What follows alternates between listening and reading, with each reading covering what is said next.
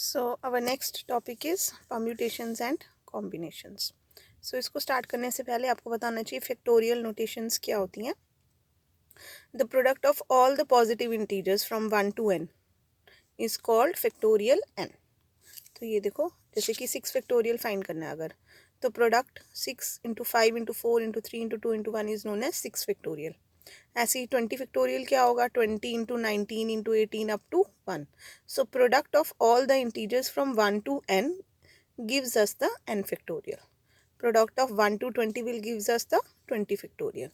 So n factorial can be written as n, n minus 1, n minus 2. कब तक subtract करते रहोगे, जब तक कि आपके पास 1 नहीं आ जाएगा। नाउ यहाँ पे देखो, अगर मैं ये वाले n को अलग कर दूँ, ये जो मैंने n फैक्टोरियल ओपन किया है इसमें से सिर्फ इस n को हटा दूँ, तो ये बाकी जो टर्म्स हैं ये, क्योंकि सबसे बड़ा यहाँ पे इंटीजर n माइनस 1 है, देखो यहाँ पे जो इंटीजर होता है उसी का फैक्टोरियल बनता है ना। अब अगर मैंने इस n को अलग कर दिया तो अब सबसे बड़ा इंटीजर n माइनस 1 है, तो ब्रैकेट के अंदर वाली जो टर्म्स है वो n माइनस 1 फैक्टोरियल बन गई। So this can be written as n into n minus 1 factorial also. Similarly अगर मैं n इंटू n माइनस 1 को हटा के बाकी टर्म्स को ब्रैकेट में डाल दूँ n माइनस 2 से लेके 1 तक, तो बन जाएगा n minus 2 factorial and so on. So इस तरह से हम n फैक्टोरियल को एक्सपैंड कर सकते हैं up to the factorial I needed. जैसे कि 20 फैक्टोरियल को मैं लिख सकती हूँ 20 इंटू 19 इंटू 18 फैक्टोरियल, या फिर मैं इसको लिख सकती हूँ 20 इंटू 19 फैक्टोरियल ऑल्सो, और 20 into 19 into 18 into 17 into 16 factorial. तो इस तरह से एक बड़े फैक्टोरियल को आप किसी भी छोटे फैक्टोरियल की टर्म्स में एक्सप्रेस कर सकते हो। सो ये सारा यही कुछ लिखा उन्होंने। Second important result you have to remember is 0 का factorial is always equal to 1। देखो, अगर n इज इक्वल टू 1 है यहाँ पे, तो 1 factorial will be 1 into 0 factorial and 0 factorial is 1। This you have to remember. And factorial of proper fraction and negative number is not defined. तो fractions और negative integers का factorial defined नहीं होता। So now see compute 7 factorial over 5 factorial. तो वो जो open करने वाली प्रॉपर्टी थी वो यहाँ काम आती है। अब देखो 7 को मैं इन टर्म्स ऑफ 5 कर सकती हूँ ना, तो 7 फैक्टोरियल कैन बी रिटन है 7 इंटू 6 इंटू 5 फैक्टोरियल। सो ये 5 फैक्टोरियल से 5 फैक्टोरियल कैंसिल हो गया, आंसर इज 42। सिमिलरली ये है 12 factorial over 10 factorial into 2 factorial. तो मैं 12 को इन टर्म्स ऑफ 10 फैक्टोरियल लिख दूंगी 12 इंटू 11 इंटू 10 फैक्टोरियल। सो ये कैंसिल हो गया, 2 फैक्टोरियल को ओपन किया, 2 6 12, सो answer is 66। Now they are saying evaluate n factorial over r factorial into n minus r factorial। तो क्योंकि n माइनस आर जो है वो डेफिनेटली n से छोटा है, तो हम इस n को ओपन कर देंगे up to n minus r. Okay, इन्होंने जनरल नहीं बोला, they are saying evaluate this when n is 6 and r is 2। Okay, तो यहाँ n की वैल्यू 6 और r की वैल्यू 2 डालोगे तो ये 4 आ जाएगा, ये बन गया ये। तो 6 फैक्टोरियल को ओपन कर देंगे अप टू 4 फैक्टोरियल, 2 फैक्टोरियल को ओपन किया 2 इंटू 1, तो ये बनेगा 6 इंटू 5 इंटू 4 फैक्टोरियल, 4 फैक्टोरियल से 4 factorial cancel, 2 3 6, answer is 15। Next है n7 एंड r4। तो ये बना, अब इसमें 7 को ओपन कर देंगे 4 तक, 7 into 6 into 5 into 4 factorial, 3 factorial को ओपन कर दो, 3 2 6 cancel, answer is 35। Next is n is 15, r is 12, तो 15 माइनस 12 इज 3। सो 15 को ओपन करेंगे 15 फैक्टोरियल को up to 12 factorial. So 15 into 14 into 13 into 12 factorial over 12 factorial into 3 factorial is 3 into 2 into 1। So ये cancel होके ये answer आ जाएगा आपके पास। ये फैक्टोरियल प्रॉपर्टीज़ आपको आनी चाहिए क्योंकि परम्यूटेशन कॉम्बिनेशन में यूज़ होती हैं।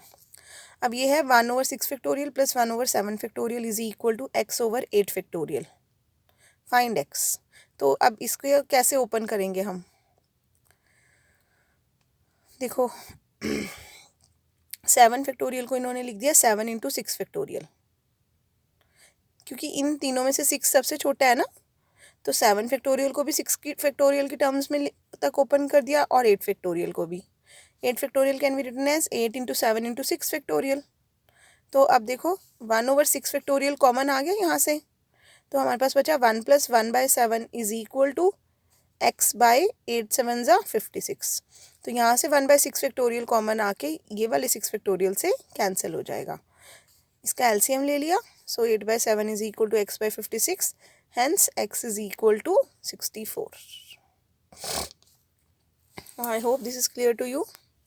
Next example 4, if n plus 2 factorial is equal to 2550 n factorial, find n। सो ये देखो n plus 2 factorial is equal to 2550 into n factorial। तो n factorial और n plus 2 में से n plus 2 बड़ा है, तो n plus 2 को ओपन करेंगे हम। सो n plus 2 into n plus 2 minus 1 करेंगे तो n plus 1, इसमें से फिर -1 करेंगे तो n फैक्टोरियल, और यहाँ पे भी n फैक्टोरियल है। सो ये n फैक्टोरियल से n फैक्टोरियल कैंसिल हो गया।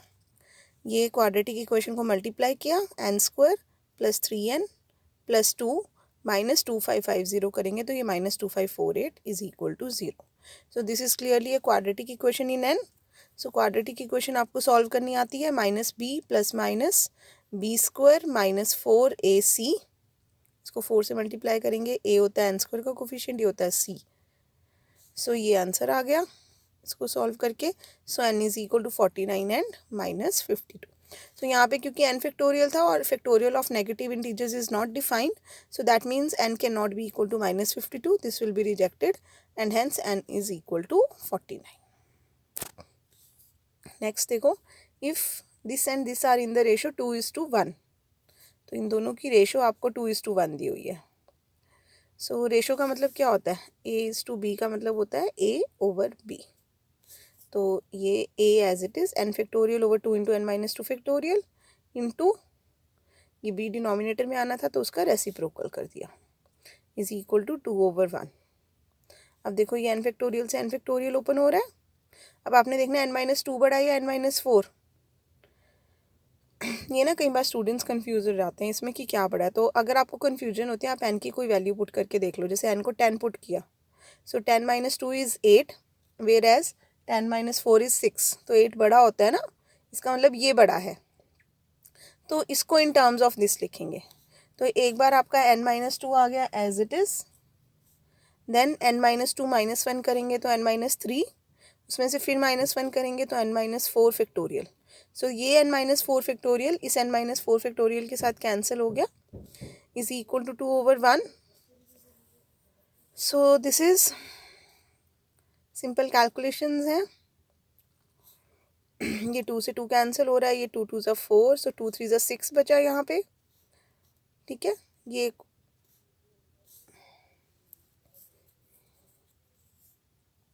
आपने ऐसे नहीं करने हैं स्टेप्स। सो देखो n - 2 इंटू n - 3 को आप मल्टीप्लाई कर लो तो n² - 5n + 6 is equal to 6। ये 6 कैंसिल हो गया, so n² - 5n is equal to 0। n common आ गया, n into n - 5 is 0, so n is either equal to 0 और n is equal to 5। But n can not be equal to 0, क्योंकि अगर n की value 0 हो गई तो यहाँ डिनोमिनेटर में -2 फैक्टोरियल बन जाएगा। तो माइनस नेगेटिव इंटीजर्स का फैक्टोरियल डिफाइंड नहीं होता, तो n की वैल्यू 0 रिजेक्ट हो जाएगी। So answer is n is equal to 5। इन्होंने क्या किया देखो, क्योंकि यहाँ पे ये प्रीडिसेसर्स हैं एक दूसरे के, n - 2 में से -1 करके n - 3 आते हैं, तो इन्होंने 6 के मतलब कंजेक्यूटिव नंबर्स हैं ना, तो 6 के ऐसे फैक्टर्स बनाए हैं जो कंजेक्यूटिव हों। सो 6 के फैक्टर्स होते हैं 2 इंटू 3। अब उसमें भी आपने ये ध्यान रखना है कि ये बड़ा है, क्योंकि n - 2 बड़ा है n - 3 से, तो बड़े वाला पहले आएगा, तो आप यहाँ पे 3 इंटू 2 ही लिखोगे, 2 इंटू 3 नहीं लिख सकते। तो अब आप n - 2 को 3 से इक्वेट करो या n - 3 को 2 से, आपका आंसर 5 ही आएगी n की value. But this is not the correct way to do this question, तो आप ऐसे ही करोगे, this is the better way. इसके बाद आ जाती है आपकी exercise 1A। So I will suggest you कि यहाँ से आप ये सारे क्वेश्चंस एक बार अपने आप करके ज़रूर देखो, ताकि आपकी थोड़ी सी प्रैक्टिस हो जाए इसकी।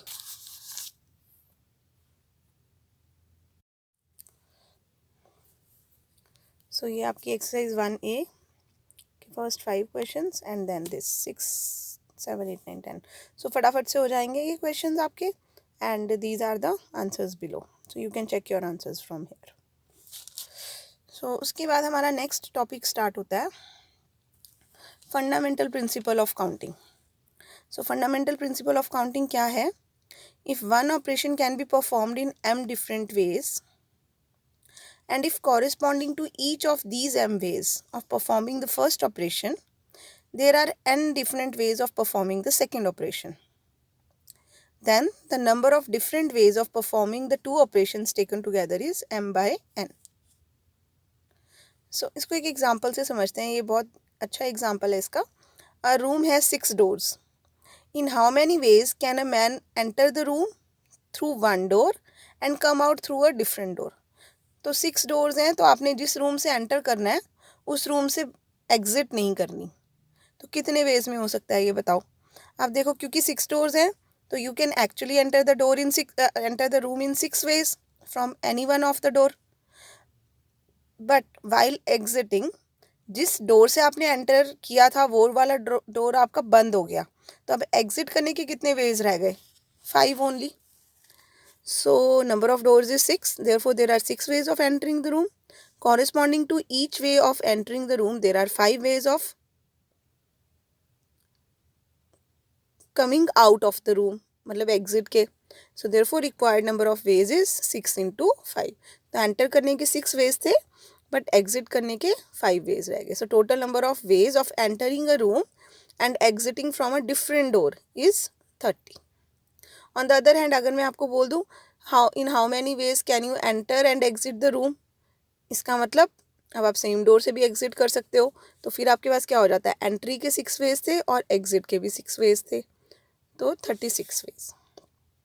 मतलब you have to exit from the different door वाली कंडीशन अगर आपके पास नहीं होती तो आपके पास टोटल 36 वेज हो जाते हैं. सो इसके बाद है एग्जाम्पल नंबर 2. एक बार रीडिंग दे देते हैं इनको फटाफट से, तो आपको थोड़ा सा कॉन्सेप्ट क्लियर हो जाएगा. Find the number of 4 letter words with और without meaning which can be formed out of the letters of the word rose where the repetition of the letters is not allowed. तो देखो, रोज में 4 letter words हैं. ये आपको क्या करना है, इनसे डिफरेंट लेटर्स बनाने हैं. इन वर्ड्स से 4 लेटर्स के ही बनाने हैं वर्ड्स, चाहे उनका मीनिंग हो या नहीं हो. सो अब वो बोल रहे हैं, देखो, the first place can be filled up in 4 ways as any one of the 4 letters can be placed there. After filling up the first place in any one of the 4 ways, there are 3 different ways of filling up the second place, as any one of the remaining 3 letters can be placed there. Therefore, by the principle of counting, the 2 places taken together can be filled up in 4 by 3 ways. After filling the 2 places 4 by 3 ways, the third place can be filled up in 2 ways, as any one of the remaining 2 letters can be placed there. So the 3 places taken together can be filled up in 4 by 3 into 2 ways. After filling the 3 places, the fourth place can be filled up in 1 way, as the remaining 1 letter can be placed there. So basically ये क्या बोल रहे हैं कि आपको 4 letter words बनाने हैं, 4 letter words बनाने हैं एंड रेपिटेशन नहीं होनी चाहिए. तो अब देखो, अब आप यहाँ पे ROSE में से कुछ भी लिख सकते हो. तो यानी कि इस प्लेस को फिल करने के 4 वेज हैं. जो लेटर आपने यहाँ लिख दिया अब वो यहाँ नहीं आ सकता, तो इसके लिए 3 वेज हैं. अब जो दोनों लेटर्स यहाँ आ गए वो यहाँ नहीं आ सकते, तो यानी कि 2 ही तरीके रह गए. और लास्ट में क्योंकि ये 3 लेटर्स तो यहाँ आ चुके, तो जो एक रह जाएगा वही यहाँ आएगा. So there is only 1 way. So total number of words will be 24 with or without meaning. In how many ways can 3 people be seated in a row containing 7 seats? अब देखो 7 सीट्स हैं, तो जो फर्स्ट पर्सन है वो किसी भी 7 में से किसी भी एक सीट पे बैठ जाएगा अपनी मर्जी से. So first person can be seated in 7 ways. अब second person, because he can not sit on the lap of the first person, तो एक चेयर तो ऑक्यूपाई हो गई and there are only 6 chairs left. So second person can be seated in 6 ways and the third person can be seated in 5 ways. So total number of ways will be 7 by 6 by 5. Fourth example, how many 3-digit numbers can be formed from the digits 1, 2, 3, 4 and 5? So आपको 3 digit के numbers बनाने हैं using these digits. First part में they are saying repetition of the digits is allowed. So repetition allowed है. तो अब आप ये देखो, फर्स्ट प्लेस पे आप कौन सी डिजिट रखोगे इनमें से? 1, 2, 3, 4, 5, कोई भी एक रख सकते हो. तो यानी कि we have 5 ways to fill up the first place. अब सेकंड प्लेस पे बिकॉज रेपिटिशन इज अलाउड, तो इसका मतलब जो यहाँ पे आया वो नंबर वो यहाँ पे भी आ सकता है. तो यहाँ पे भी 5 वेज में फिल कर सकते हो आप, एंड यहाँ पे भी 5 वेज में फिल कर सकते हो because repetition is allowed. So total number of veg क्या हो गए? 5 by 5 by 5, that is 125 ways. Now if I see the second case, repetition is not allowed. अगर रेपिटिशन अलाउड नहीं है तो आप फर्स्ट प्लेस पे आप इन 5 में से कोई भी डिजिट रख सकते हो, पर जो डिजिट अब यहाँ आ गई वो यहाँ नहीं आ सकती. तो सपोज करो मैंने यहाँ पे 3 फिल कर दिया था, तो अब 3 तो हट गया ना, तो अब कितनी डिजिट्स बच गई? 4. बाकी 4 में से आएगी. अब ये दो प्लेसेस पे 2 डिजिट्स आ गई, तो वो 2 डिजिट्स यहाँ पे नहीं आ सकती, वो क्रॉस हो गई. तो अब कितनी डिजिट्स बची? 3. तो उन 3 में से कोई भी एक यहाँ आ सकता है. So third place can be filled in 3 ways. So answer will be 4 3s are 12, 5s are 60. So when there is repetition, then you can make 125 numbers. Whereas when the repetition is not allowed, then only 60 numbers can be formed by using the given digits.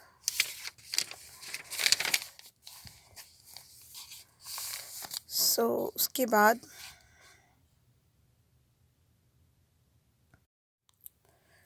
next is example number 5. How many numbers can be formed from the digits 1, 2, 3 and 9 if repetition of digits is not allowed? So how many numbers can be formed when repetition is not allowed? So there can be numbers with 1 digits, number with 2 digits, number with 3 digits, number with 4 digits. So total number of digits formed with the given total numbers formed with the given digits will be 64. So अब आप पढ़ोगे इसको example 5 को खुद वैसा ही है जैसे पहले किया था. 1 digit है तो 4 ways हैं. 2 digits के लिए first digit can be placed in 4 ways and second digit can be placed in 3 ways. So total number of ways is 12. Then 3 digits के लिए 4 by 3 by 2, 24 ways. And 4 digits के लिए 4 by 3 by 2 by 1, 24 ways. So total numbers can be obtained by adding 4 plus 12 plus 24 plus 24. So there are total 64 numbers which can be formed with the given digits without repetition. Then next example number 6. How many numbers are there between 100 and 1000 which have exactly one of their digits as 7? तो अब देखो ऐसे questions कैसे करते हैं. 100 and 1000 के बीच में जो भी आपका नंबर होगा वो कितने डिजिट्स का होगा?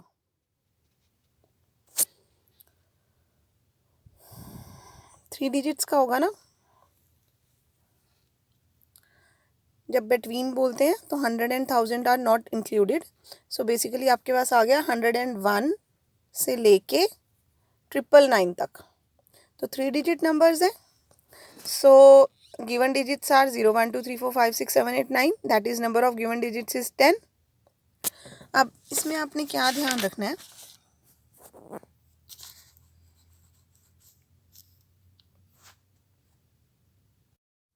कि जब आपने देखो 100 और 1000 के बीच में 3 डिजिट नंबर्स आएंगे सारे, तो 3 डिजिट नंबर्स हैं. तो यहाँ पे आपको पता है 1s, 10s, 100 and these are the possible digits. तो अब आप देखोगे 100s प्लेस पे आप क्या कर सकते हो? कितने नंबर ऑफ वेज हैं? क्या 10 की 10 डिजिट्स यहाँ पे आ सकती हैं? नहीं. देखो अगर आपने यहाँ पे 0 प्लेस कर दिया तो ये 2 डिजिट नंबर रह जाएगा. इसका मतलब यहाँ पे 0 तो आ ही नहीं सकता. So they are saying when 7 is in 100 place we are to fill up remaining 2 places with the remaining 9 digits. Okay, सो एक तो आपको ये कंडीशन याद रखनी होती है कि जो लार्जेस्ट हंड्रेड्स प्लेस है, लार्जेस्ट प्लेस है, वहाँ पे ज़ीरो नहीं आ सकता। दूसरा, अब उन्होंने बोला है कि जो 7 है ना वो एग्जैक्टली वंस आना चाहिए। बाकी डिजिट्स के बारे में उन्होंने कुछ नहीं बोला। That means repetition is allowed for other digits but 7। So they are saying कि अगर मैं यहाँ पे फर्स्ट केस इन्होंने ले लिया कि हमने फिक्स कर दिया कि 7 यहाँ पे आ गया। अब अगर 7 यहाँ पे फिक्स हो गया है, इसका मतलब ये जो 7 है अब ये ना तो यहाँ आ सकता ना यहाँ आ सकता, because 7 has to come exactly once.